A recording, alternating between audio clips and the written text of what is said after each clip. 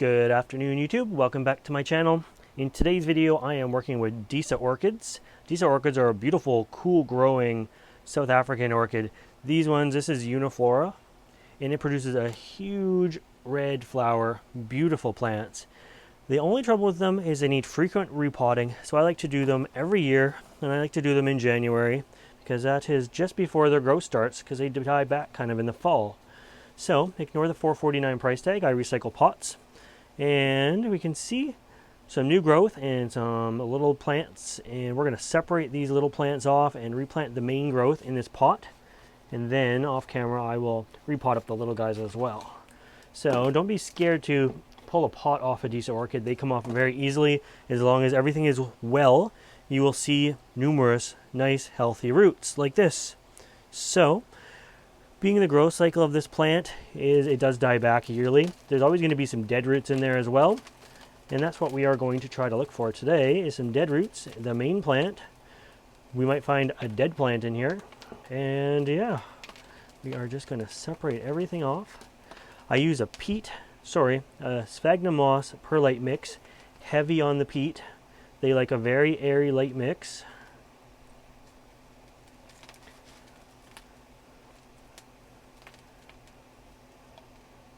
And we'll see what we can find here.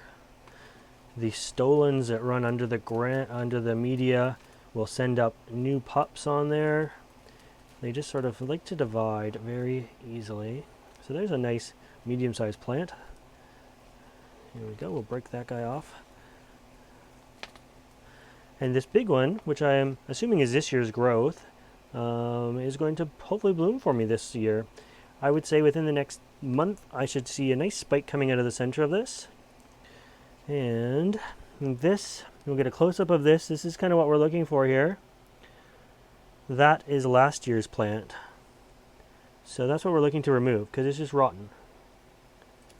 And this is the case with Disas. That's all there was left.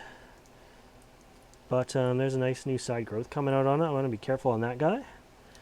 And some of these ones are just looking a little bit weaker, so I'll just remove some of that leaf there. Let's zoom you back out now again.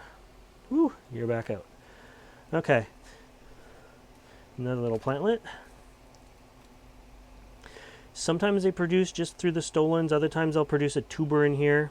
The tuber is, excuse me, nice and highly desirable. Just gives some nice storage. Usually one with a tuber is going to definitely bloom this year. So it's a nice healthy tuber. And the plant that I just removed that was basically nothing, there's some remnants of the old roots. The plant I just removed that was nothing, produced that tuber off to the side of it and had this plant grow out of it last fall. Yes, it was producing the plant throughout the summer. But anyways, there we go. There's a nice big healthy Disa orchid. We got 3 little guys. One other nice size orchid, definitely nice. Could bloom this year if you really did it right, but probably next year bloomer. And so the main plant is going to go back in the pot. You can see the media is not that broken down, but we're doing this just to keep it fresh. So let me switch out the media and be right back. Okay, we are back. Here's my media, some chopped sphagnum moss, and I used some popcorn perlite this year instead of the regular perlite. It's just a little bit bigger and is going to give a bit better drainage. Unfortunately, my bowl had about a tablespoon of peat moss in the bottom, so it kind of looks a little bit off. That's why. You can see it along the edges here. I was repotting something else last night and took the media out of this bowl as well. So anyways, the Disa roots are sensitive. They're easily broken. We don't want to really cram it in there too much. So what I'm going to do is make sure it fits. Oh, there's another little plantlet on the bottom, which I'm going to remove. Make sure it fits back in. Of course it's going to because it came out of there, but just barely. Let's see if we can, so it's going to fit. Now, here is the tricky part. Bit of moss in the bottom. I like to do it this way. Because if we put it in there and then pack moss around it, all the roots are going to just compress into the middle and potentially break and snap. I like to know where the roots are and what they're doing. So I start with a little ball in the center.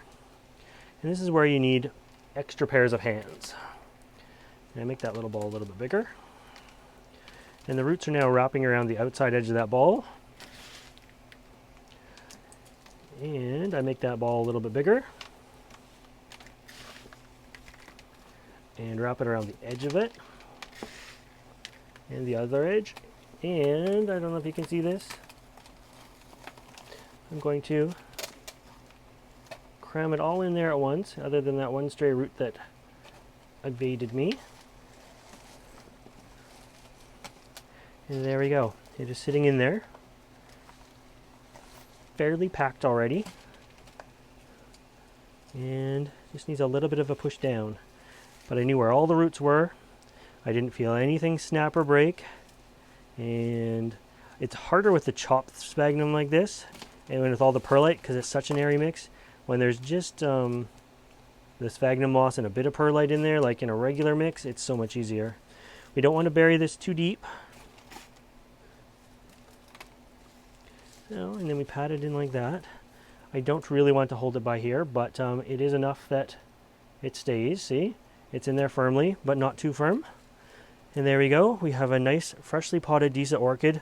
I know the roots aren't all crammed into the middle. I know they're sort of going around the pot. And you saw when I pulled the plant out before how healthy the roots were. So that was the technique I used. I'm going to give it a bang on the cement or on the greenhouse floor just to pack it down a tiny bit, and it'll just lower it in the pot some. And that will hopefully bloom for me this year. I always take my tag and find a pen, which I don't have right here, it's just off camera, and write the date it was repotted. So you can see my schedule here. I'm doing it every 13 months. 11/16, 12/17, 1/19, but I try to get to my orchids in the middle of winter if I can. So that tells me I'm a month late repotting this guy.